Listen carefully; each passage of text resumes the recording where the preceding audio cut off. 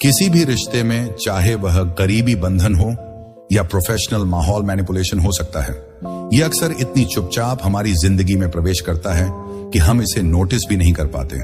कभी कभी तो ये तकनीकें इतनी सूक्ष्म और चालाक होती हैं कि हम अपनी ही सोच पर शक करने लगते हैं। लेकिन चिंता मत करो, क्योंकि ज्ञान ही शक्ति है।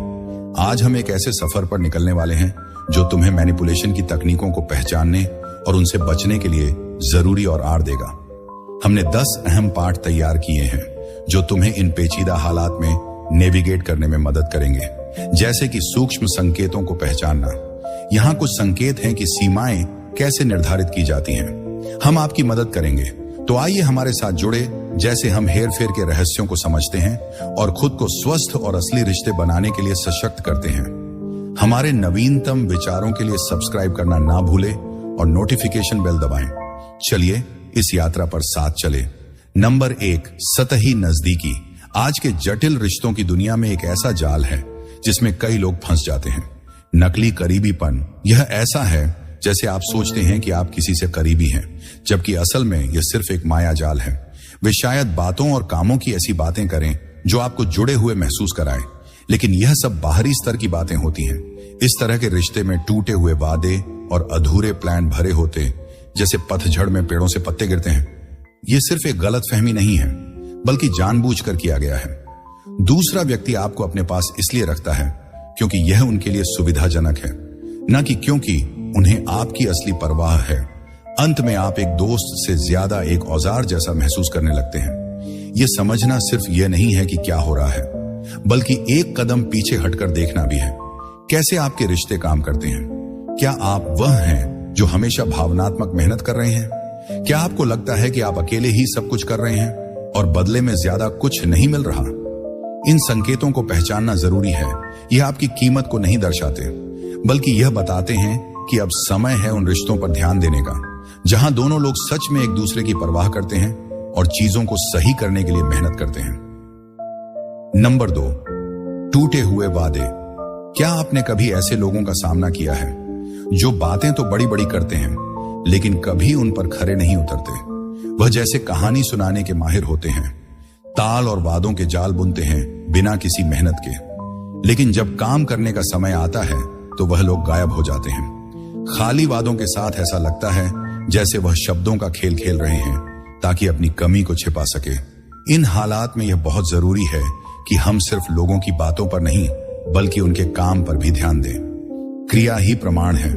उनके काम बताते हैं कि वह सच में क्या सोचते हैं और कितने समर्पित हैं। जब कोई बहुत सारे वादे करता है लेकिन उन्हें पूरा नहीं करता, तो अक्सर यह एक चेतावनी होती है।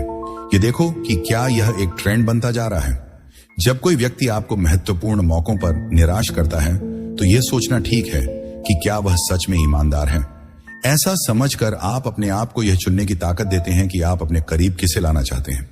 आपका समय और आपकी भावनाएं कीमती हैं, इसलिए इन्हें उन लोगों के लिए बचाएं जो सिर्फ ईमानदारी से बात नहीं करते, बल्कि अपने कामों से भी इसे दिखाते हैं। नंबर 3, अपने भावनाओं या जरूरतों को नजरअंदाज करना। आप इसे तुरंत नहीं समझ पाएंगे, लेकिन जब कोई लगातार आपकी भावनाओं और जरूरतों को नजरअंदाज करता है, तो ऐसा लगता है जैसे आप भारी बोझ उठा रहे हैं। यह बोझ बढ़ता जा रहा है, जैसे वह तुमसे मजाक कर रहे हैं। जब तुम बात करते हो तो ऐसे दिखाते हैं जैसे सुन नहीं रहे, या जब तुम उदास होते हो तो मानो तुमसे कोई मतलब ही नहीं है। यह सिर्फ उनकी लापरवाही नहीं है, बल्कि वह जानबूझकर ऐसा कर रहे हैं ताकि तुम्हें कंट्रोल कर सके, जो कि सही या सम्मानजनक नहीं है। वह तुम्हारे भावनाओं को कंट्रोल करने लगते हैं, तुम्हें ऐसा महसूस कराते हैं कि तुम अनदेखे हो और तुम्हारी कोई अहमियत नहीं है, जबकि वह तुम्हारी इच्छाओं को नजरअंदाज करते हैं। यह तुम्हारे रिश्ते में एक बड़ा चेतावनी संकेत है। इसे रोकने के लिए अपनी आंतरिक आवाज को सुनो, वो जो तुम्हें बताती है अगर वह आपकी जरूरतों को लगातार नजरअंदाज कर रहे हैं तो कुछ तो गड़बड़ है। शायद आपको अपने रिश्ते पर फिर से सोचना चाहिए। ऐसे लोगों के साथ रहिए जो सच में आपकी बात सुनते हैं और आपको समझते हैं। रिश्ते में दोनों का योगदान होना चाहिए, सिर्फ उनकी खुशी पर ध्यान नहीं देना चाहिए। स्टोइकजम हमें आत्मसम्मान और सहनशीलता के महत्व की याद दिलाता है, जो भावनात्मक उपेक्षा को पहचानने और उससे निपटने के लिए बेहद जरूरी है। याद रखिए, खुद की इज्जत सबसे पहले आती है और कभी कभी सबसे सही फैसला यह होता है कि उन लोगों से दूर हो जाए जो आपकी कदर नहीं करते। नंबर 4, एक तरफा लाभ रिश्तों में फायदेमंद होना। कभी कभी ऐसा लगता है जैसे एक कार चला रहे हो, जहां एक शख्स हमेशा स्टीयरिंग कर रहा हो और दूसरा बस पीछे बैठकर मजे ले रहा हो। एक तरफा फायदा ऐसे है जैसे आप ही अकेले पेट्रोल भरते हो, मरम्मत के लिए पैसे देते हो और रास्ता तय करते हो, जबकि दूसरा शख्स बस सफर का आनंद ले रहा हो बिना किसी मदद के। सोचिए, हमेशा वही शख्स होना जो रिश्ते में मदद करता हो, समय देता हो या सपोर्ट करता हो, लेकिन जब आपको जरूरत होती है तो कोई मदद नहीं मिलती। ये सिर्फ दयालु होने की बात नहीं है, ये दिखाता है कि आप अपने लिए कुछ नहीं मांग रहे। महान धैर्य हमें सिखाता है कि एक दूसरे के साथ कैसे न्याय से पेश आना है और कैसे एक संतुलन बनाना है जो किसी भी स्वस्थ रिश्ते के लिए बहुत जरूरी है। आपकी कीमत इस बात से नहीं तय होती कि आप कितना देते हैं या दूसरों के लिए कितनी बार मौजूद रहते हैं। इस अन्यायपूर्ण स्थिति को समझना और सीमाएं तय करना बहुत जरूरी है। यह स्वार्थी नहीं है, बल्कि खुद की देखभाल करना है। याद रखें, आप केवल इस्तेमाल होने के लिए नहीं हैं। आपको सम्मान और समान प्रयास का हक है। ऐसे लोगों के साथ मत रहिए जो सिर्फ अपने बारे में ही सोचते हैं। आपको एक ऐसे दोस्तों का समूह चाहिए जो एक दूसरे का समर्थन करें। यही तरीका है जिससे आप जीवन में आगे बढ़ सकते हैं और सीख सकते हैं। नंबर 5, जब कोई अपनी मर्जी हासिल करना चाहता है तो वह आपको गिल्टी महसूस कराते हैं। गिल्ट उनके लिए एक हथियार होता है। यह जैसे एक चालाक खेल है जिसमें आपको ऐसा महसूस कराया जाता है कि आप उन पर हमेशा कुछ न कुछ उधार रखते हैं। वे ऐसी बातें कह सकते हैं जैसे मैंने तुम्हारे लिए कितना किया, या क्या तुम्हें मेरी परवाह नहीं है, जिससे हर छोटी मदद को एक बड़े कर्ज की तरह दिखाया जाता है जिसे आपने लिया नहीं था। यह सब इसलिए है ताकि आप हां कहने से पहले ही गिल्टी महसूस करें। तुम्हें किसी को भी अपना समय या ऊर्जा देने की जरूरत नहीं है, बस इसीलिए कि वह चाहते हैं। पहले अपने बारे में सोचना बिल्कुल ठीक है। जब जरूरत हो नहीं कहना भी बहुत जरूरी है।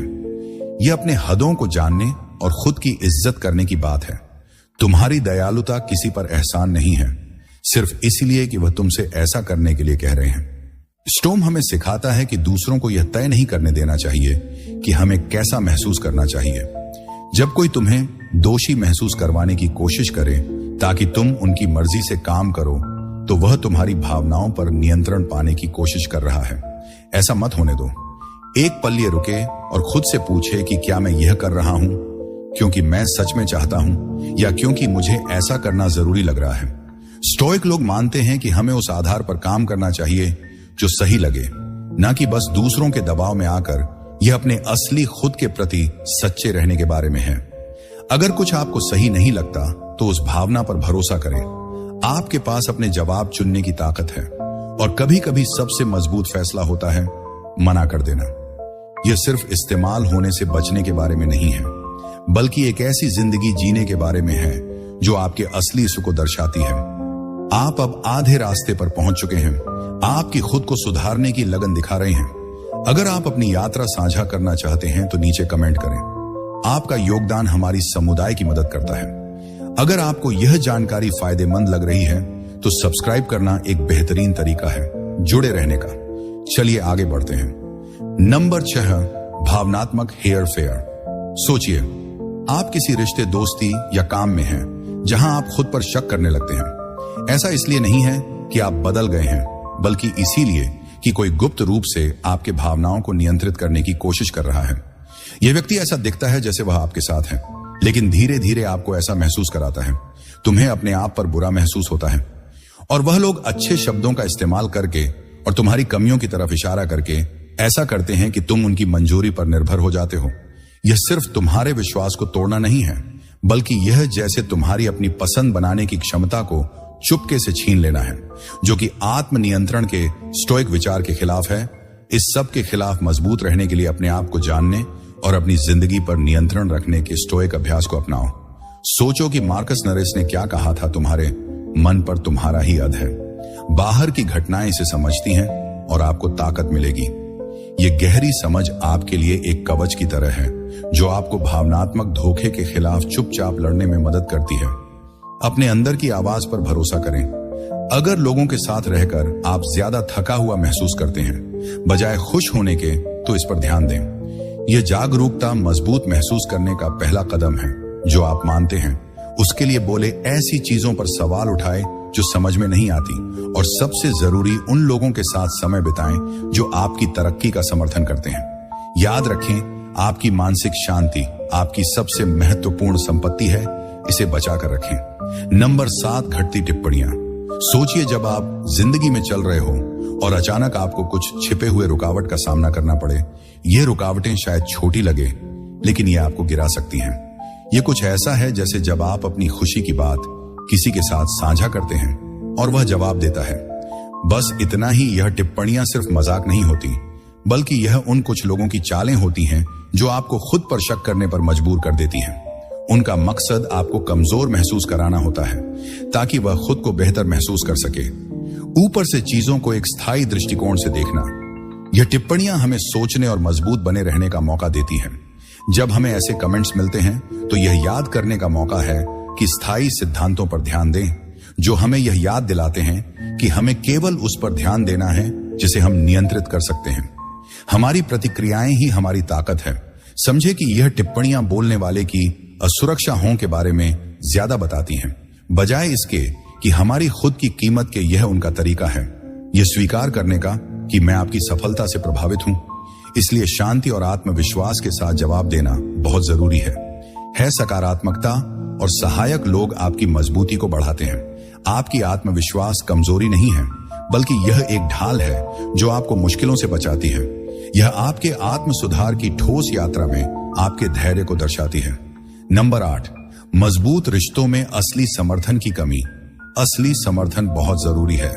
जैसे कि आपके पास एक भरोसेमंद साथी हो जो हमेशा आपके लिए चीयरिंग कर रहा हो, लेकिन जब यह समर्थन गायब होता है तो स्थिति स्थिर लगती है।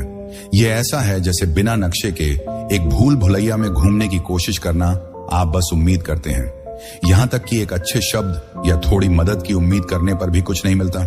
वे ऐसा दिखाते हैं जैसे कि वे आपकी सुन रहे हैं, लेकिन असल में उनकी ध्यान नहीं है। ये बस छाया आई हैं जो तभी दिखती हैं जब सब कुछ ठीक चल रहा हो, लेकिन जब मुश्किलें आती हैं तो गायब हो जाती हैं। यह किसी भी रिश्ते में एक बड़ा चेतावनी संकेत है। इसका मतलब है कि दूसरी ओर वाला व्यक्ति शायद आपकी परवाह नहीं करता। वे आपको बस अपने फायदे के लिए देखते हैं, असली साथी की तरह नहीं। ऐसे रिश्ते में रहना बहुत थकाने वाला हो सकता है। ऐसा महसूस होता है जैसे आप सब कुछ अकेले ही झेल रहे हैं। जब तुम अकेले होते हो और तुम्हारी खुशी और दुख दूसरे इंसान को कोई फर्क नहीं पड़ता, तो यह एक संकेत है कि तुम्हें सोचने की जरूरत है कि तुम्हारा रिश्ता कितना गहरा और मायने रखता है। अपने आसपास ऐसे लोगों को रखो जो तुम्हारी भलाई की परवाह करते हैं। यह जरूरी नहीं है कि हर बात पर सहमति या तारीफ मिलती रहे, बल्कि यह है कि तुम ऐसे साथियों को पाओ जो तुम्हें ऊंचाई तक पहुंचने के लिए प्रेरित करें और मुश्किल समय में तुम्हारे साथ खड़े रहे। यही वह रिश्ते हैं जो ना सिर्फ समय की कसौटी पर खरे उतरते हैं, बल्कि तुम्हारे विकास में भी मदद करते हैं। नंबर 9, निरंतर प्रतियोगिता जिंदगी। जब एक साझा मकसद और सहानुभूति के साथ हो तो बात अलग होती है, लेकिन जब हर मदद जो तुम करते हो या लेते हो वह एक गुप्त स्कोर बोर्ड पर अंक की तरह लगती है, तो मामला कुछ और ही हो जाता है। ऐसा लगता है जैसे कोई अपने की गई मदद का हिसाब रख रहा है और तुम पर क्या कर्ज बाकी है। इससे यह महसूस होता है कि जैसे तुम हमेशा कर्ज में हो। हर मदद के साथ एक छिपा हुआ दाम जुड़ा होता है। इस तरह रिश्ते एक तरह के व्यापारिक लेन देन में बदल जाते हैं। इस चुनौती से पार पाने का राज है इसकी पह न करना और अपने लिए स्पष्ट सीमाएं तय करना जरूरी है। यह समझ लेना चाहिए कि आपकी कीमत इस बात से नहीं मापी जाती कि आप दूसरों के लिए क्या कर सकते हैं, बल्कि आपसी सम्मान और समर्थन पर आधारित रिश्ते बनाने पर ध्यान दें। यह स्टोस जम की समझदारी की शिक्षाओं के अनुसार है, जो रिश्तों की असलियत को उनकी उपयोगिता से ज्यादा महत्व देती है। इस नजरिए को अपनाकर आपके पास वह दोस्ती होगी जो आपकी और दूसरों की जिंदगी को बेहतर बनाएगी, बिना इस चिंता के कि किस पर क्या उधार है। नंबर 10, महत्वपूर्ण मौकों पर अनुपस्थित रहना। मौसम के अच्छे दोस्तों के बारे में है। ये साफ दिन में चमकती धूप की तरह होते हैं, लेकिन जब तूफान के बादल छा जाते हैं तो यह कहीं गायब हो जाते हैं। जैसे तिनके की छाया, इनकी मौजूदगी सिर्फ अच्छे हालात पर निर्भर होती है। ऐसा लगता है जैसे यह आपको अपने फायदे के लिए इस्तेमाल कर रहे हैं, रिश्तों को सिर्फ अपने हितों को बढ़ाने का एक साधन मानते हैं। जब आप सबसे मुश्किल वक्त में होते हैं तो इनकी अनुपस्थिति इनके असली इरादों के बारे में बहुत कुछ कह देती है। सच्चे दोस्त हर हाल में आपके साथ होते हैं, लेकिन यह मौसम के साथ ही कहीं नजर नहीं आते। जब आपको उनकी सबसे ज्यादा जरूरत होती है, तब यह एक दर्दनाक एहसास होता है कि उनकी वफादारी कितनी सतही है और उनकी दोस्ती कितनी झूठी इष्टा। हमें सिखाता है कि हमें लोगों और परिस्थितियों को असली नजरिए से देखना चाहिए, ना कि गुलाबी चश्मे के जरिए। मुश्किल हालातों का सामना करते वक्त कड़वाहट महसूस करने के बजाय स्टॉक जम स्पष्टता और आत्मसम्मान को बढ़ावा देता है। अपने रिश्तों पर थोड़ी देर विचार करें। एक साफ दिमाग के साथ असली रिश्ते मुश्किल समय में परखे जाते हैं, सिर्फ तब नहीं जब सब कुछ ठीक चल रहा हो। अगर कोई बार बार आपको निराश करता है जब आपको उसकी सबसे ज्यादा जरूरत होती है, तो यह एक संकेत है कि अपने जीवन में अपनी जगह को फिर से सोचें। हमेशा याद रखें कि आपकी कीमत किसी और की नजर से तय नहीं होती। उन लोगों के साथ रिश्तों को मजबूत करने पर ध्यान दें जो हर हाल में आपका साथ देते हैं, सिर्फ तब नहीं जब सब कुछ ठीक हो। सारांश में याद रखें कि आप दूसरों के व्यवहार को नहीं बदल सकते, लेकिन आप हमेशा यह नियंत्रित कर सकते हैं कि आप कैसे प्रतिक्रिया देते हैं। अपने भावनाओं को शांति और आत्मविश्वास के साथ व्यक्त करना जरूरी है, ताकि आप अपनी आत्मसम्मान बनाए रख सकें। सख्त रहना मतलब है अपनी कीमत को जानना और इज्जत से पेश आने की मांग करना। दूसरों को अपने ऊपर चढ़ने देना सिर्फ रिश्तों को सुधारने का सफर नहीं है, बल्कि यह सुनिश्चित करना है कि आपकी आवाज सुनी जाए और उसका सम्मान किया जाए। आपके भावनाएं, विचार और मूल्यों की अहमियत है और आपको उसी तरह से व्यवहार मिलने का हक है।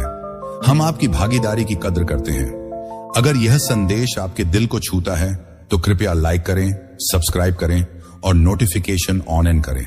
आपका समर्थन हमें ऐसा कंटेंट बनाने के लिए प्रेरित करता है जो व्यक्तिगत विकास और रिश्तों में समझ को बढ़ावा देता है। याद रखें, ज्ञान तब सबसे प्रभावशाली होता है जब इसे साझा किया जाए और लागू किया जाए। नीचे कमेंट्स में अपने विचार और अनुभव शेयर करें, ताकि हम एक ऐसा समुदाय बना सकें जहां हम सब मिलकर सीखें और बढ़े। इस यात्रा में हमारे साथ शामिल होने के लिए धन्यवाद। स्टॉक विचारधारा की मदद से मजबूत बने रहे, सजग रहे और व्यक्तिगत विकास के लिए प्रयास करते रहे।